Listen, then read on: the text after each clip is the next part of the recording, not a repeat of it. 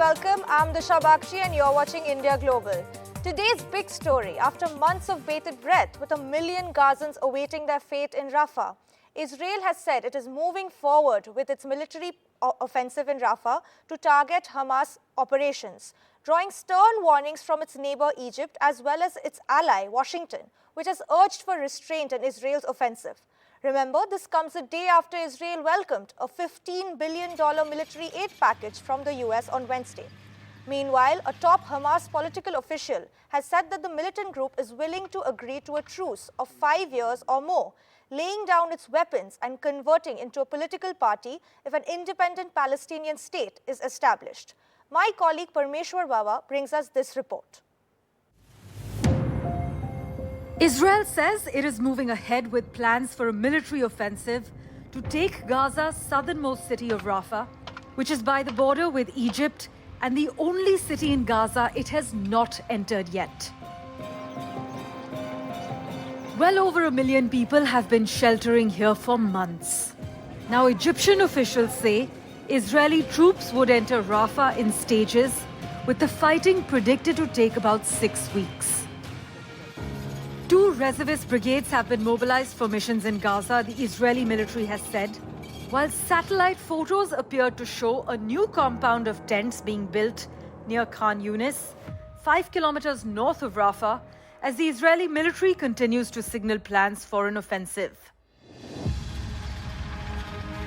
The apparent mobilization came as Hamas released a video of a 24-year-old Israeli American who was abducted from the Nova festival during Hamas's attack on southern Israel on the 7th of October.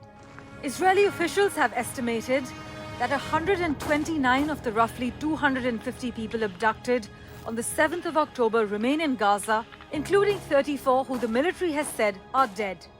The long-threatened plan to attack Rafah has drawn intense opposition from Israel's allies, including the United States, which said it would cause thousands of civilian casualties and further disrupt aid deliveries. Every 10 minutes, a child is killed or wounded. I'll let you calculate how many children must have been killed or wounded since this briefing began today. They are protected under the laws of war. Any large ground operation in Rafah would almost certainly need to be coordinated with Washington and Cairo, given the town's location on the Egyptian border. Egypt has said in the past that it would not allow Palestinians in Gaza to be pushed across the border onto its territory. Cairo had warned Israel against moving on Rafah, which would lead to massive human massacres and widespread destruction. Israel's closest ally, the United States, has called on it to set aside plans for an assault on Rafah and says that it can combat Hamas fighters there by other means.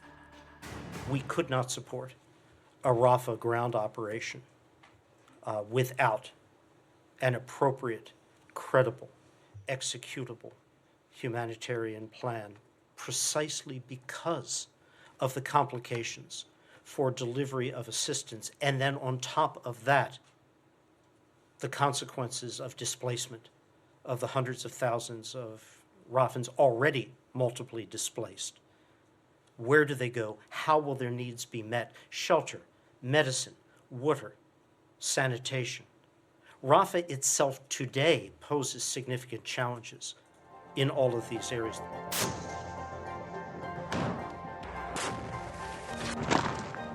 A ground invasion of Rafah has also raised international concern over the potential harm to civilians.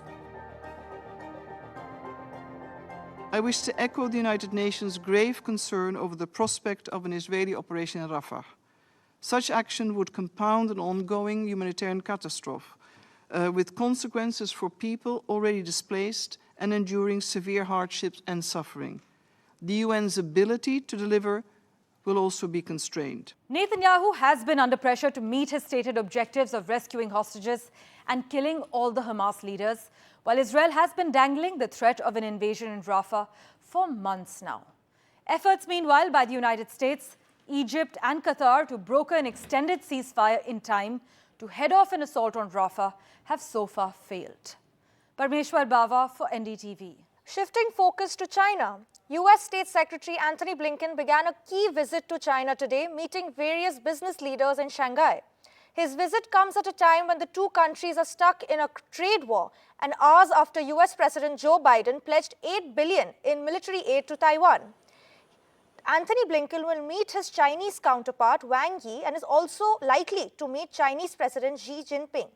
My colleague Devanjali brings us this report.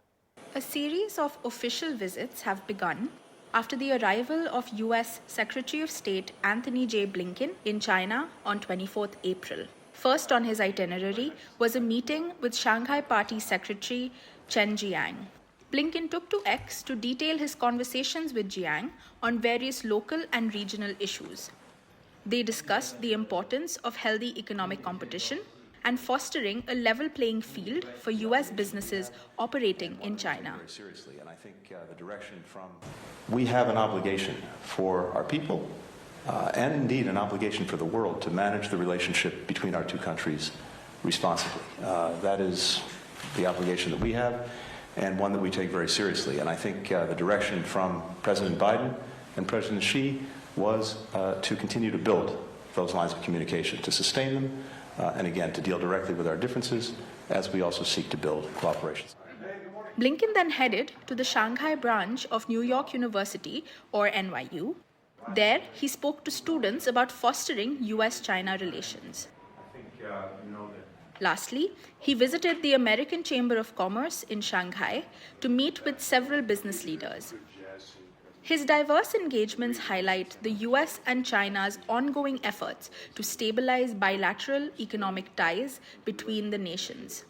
His visit follows several legislations by the Biden administration, which may anger China. On 24th April, the US Senate approved a $95 billion foreign aid package. It includes $8 billion pledged to Taiwan to counter China's growing aggressions towards the country and in the South China Sea. So Iran can never carry out the destruction it intended. China has vehemently opposed this move. Officials claim that the Taiwan question is an internal matter, and the US should not externally interfere in it. 和我们一道共同推动两岸关系和平发展、融合发展，共同建设两岸同胞安宁生活的和平家园，这才能给台湾同胞带来实实在在的。 US President Joe Biden has also signed a bill which may potentially ban TikTok in the country. US officials have cited privacy concerns and Chinese surveillance of American data as primary reasons. The social media app's Chinese parent company, ByteDance, has been given 9 months to sell the app. If it fails to comply, TikTok will be removed from US app stores. And we're ready to serve. Addressing these allegations, CEO Shouzi Chu in a TikTok post said, "Through our US data security efforts, we have built safeguards that no other peer company has made. We have invested billions of dollars to secure your data and keep our platform free from outside manipulation." He also expressed his confidence that they will overturn the legislation and that TikTok will not be going anywhere. Amidst these upheavals, Blinken's visit hopes to calm down the already strained ties between US and China. He travels to Beijing next, where several contentious talks with Chinese officials, including Foreign Minister Wang Yi, will take place. This is Devanjali Biswas for NDTV. Shifting to more news on China, more trouble mounts for Chinese companies across the globe as the EU cracks down on Chinese firms manufacturing electric vehicles to medical devices in Europe. EU officials raided the offices of Chinese security equipment maker Nugtech as part of its probe into subsidies, exposing rising tensions between the bloc and China, one of its biggest trading partners. Let's listen in to what China had to say. 我们敦促欧方恪守市场开放承诺和公平竞争原则，遵守世贸组织规则，停止以各种借口无端打压、限制中国企业。中方始终秉持相互尊重、合作共赢、平等相待、互不干涉内政的原则，发展同欧洲国家的关系。我们敦促有关方面停止捕风捉影、污蔑抹黑中国。 Joining us to discuss this and how this impacts China and whether this is an opportunity for India is Jabin Jacob, expert on China. Welcome to our show, sir. Thank you for joining us. So firstly, I'd firstly like to ask you, why do you think the EU is relentlessly probing Chinese industries in Europe? You know, we've been seeing probes into electric vehicles to medical equipment. Well, I think relentless is a fairly new phenomenon. The EU has actually ignored Chinese activities of Chinese companies for a fairly long time. It's only last year when they passed the foreign subsidies regulation that they seem to have finally woken up, and these raids have started taking place. There are many reasons. From a purely economic point of view, China is clearly in violation of subsidies. The government provides subsidies to Chinese companies, which undermines EU companies and other foreign companies bidding for tenders or products or services in the EU market. That's one.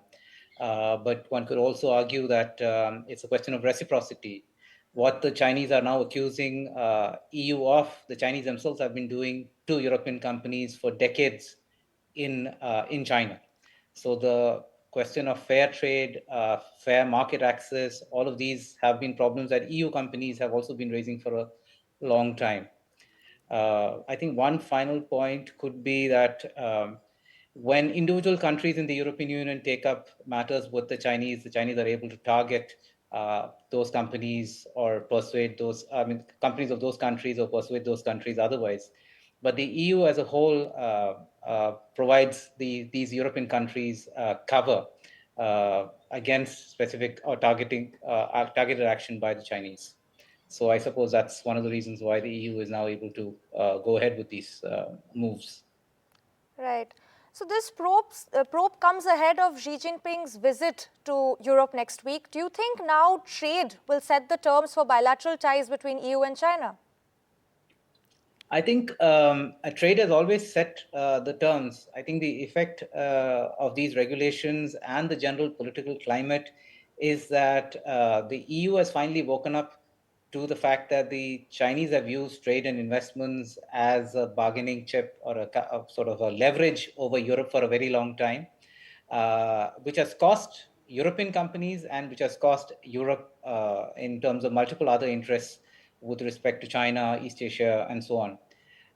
So I would argue that what the Europeans are now doing is asking for reciprocity, which unfortunately for the Europeans, the Chinese are not going to give.